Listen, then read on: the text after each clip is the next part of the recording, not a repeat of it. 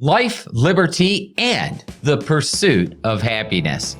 Over 9 million Americans have found that their pursuit of happiness has led them out of this country to live in another country.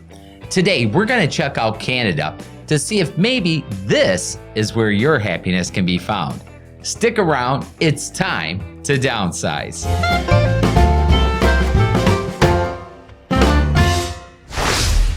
Welcome back to the channel. I'm Rich Sparks, broker owner of Time to Downsize, the real estate company that helps you shrink your stuff so you can find your happiness anywhere in the world it might lead you.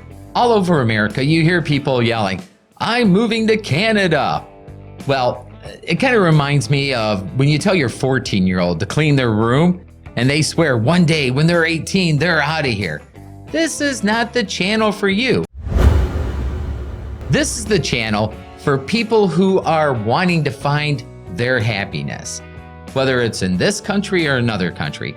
Today, we're going to be looking at Canada to see if maybe it's the place for you, if it's going to make you happier. We're going to be looking at the cost of living, medical, safety, quality of life, and the ever most important one, the International Watson meter. That's right. If my dog can't go, I'm not going. So stick around and let's see if Canada will be the place for you. And oh, by the way, at the end, I'm going to give you a little tip on how to get citizenship in Canada. Canada is the second largest country in the whole world.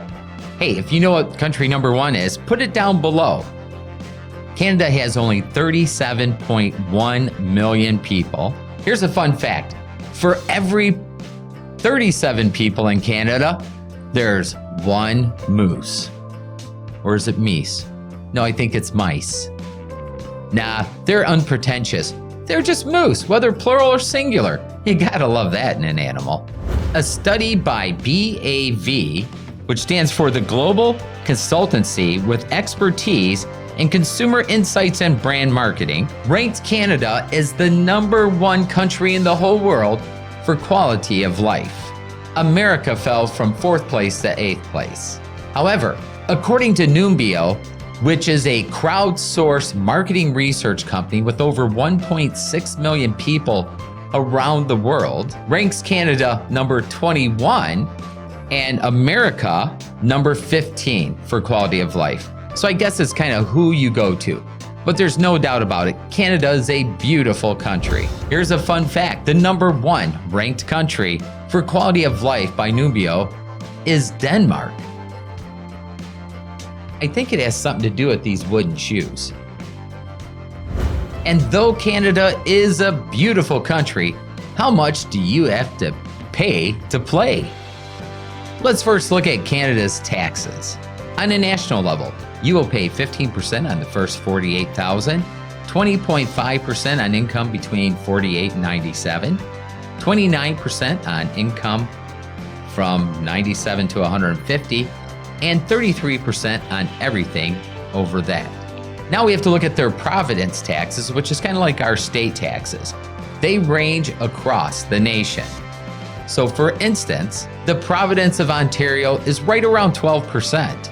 Nova Scotia is around 17%, and Alberta is around 13%. So there's your national tax, your province tax. Now let's look at their sales tax. And this one's really interesting.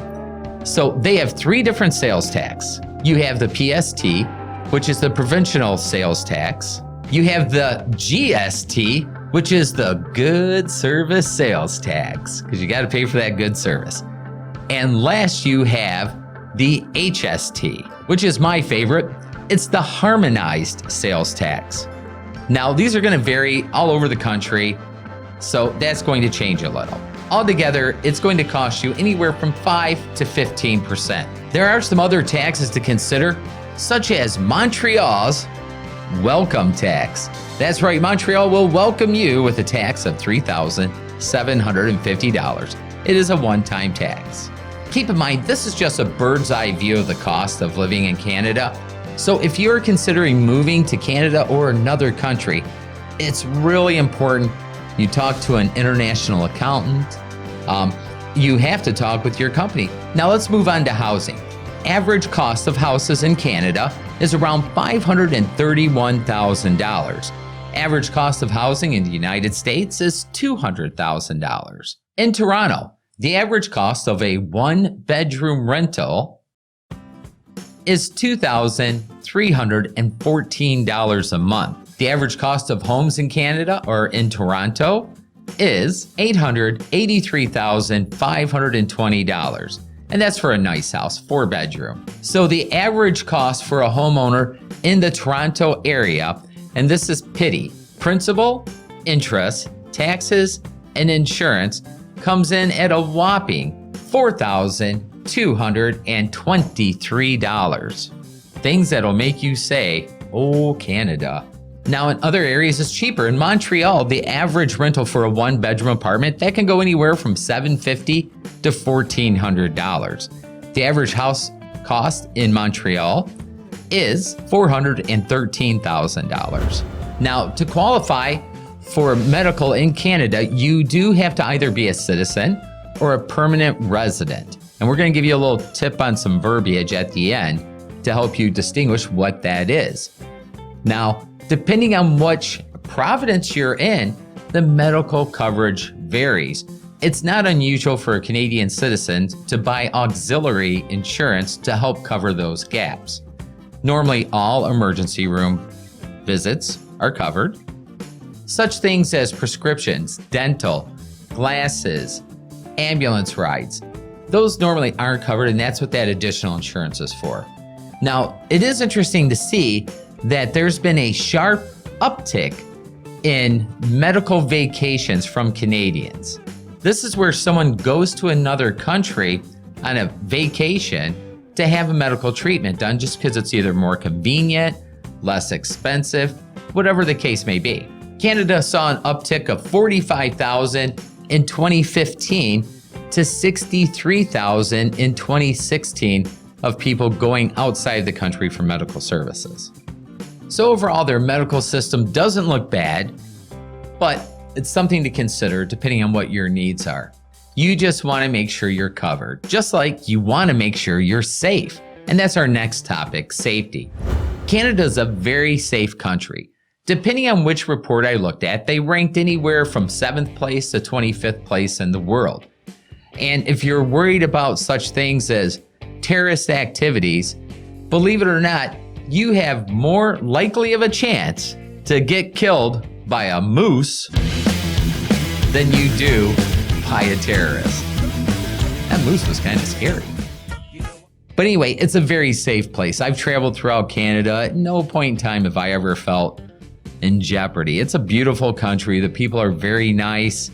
My opinion, it's a little costly. So on safety, I'm going to give it an A. On cost of living, I'm going to give it a B because I think it's quite costly. Healthcare, I'm going to give it a B because it says it's free, but it's really not. It's paid by the taxes. So I don't know about that. Quality of life, though, I'm going to give it an A. It's a beautiful country. If you like the outdoors, it's exquisite. There's nothing more than you can say. But the most important measurement of all, the international Watts-o-meter, because like I told you in the beginning, if my dog can't go, I can't go. Well, Canada, and so happens, I've taken my dog there many, many times, they're actually very, very friendly with pets.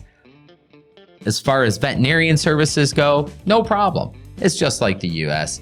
You can find the same if you're using Pro Plan or whatever food you happen to use, they probably have it there too. Coming into the country, you want to bring your shot records because they might ask to see them, they might not. But the funniest thing about bringing your dog into the country is you may be held over for a second check from Border Patrol, and it goes over to food and safety. Why do they have the food and safety checking out my dog? This really does explain that Canadian bacon. No, I'm just kidding you. Though it really shouldn't be called bacon. But anyway, overall, we're going to give Canada an A for the Watts-o-meter. They're very friendly. It's just like the States. So if Canada is a place you're seriously considering, give us a holler. and we can set you up. We have so many connections in Canada, it's not even funny. It's a beautiful country. It really comes down to where you're gonna find your happiness. Now, here's my last trivia question before your bonus tip. Which state has Canada to the north of it, to the east of it, and to the south of it? Put your answer below. So here's your bonus tip. It can get a little confusing when you're looking at getting residency in Canada. Here, we call it a green card. There, they simply call it a permanent residence card. They don't really have a green card. Now, you won't want to miss our next video, the top 3 ways to get citizenship into Canada. I hope you found this interesting. Canada's a beautiful country, and all I want for you and yours is to find your happiness wherever it is. Remember, life, liberty, and the pursuit of happiness. I'm Rich Sparks. Love ya and have a great day. Bye now.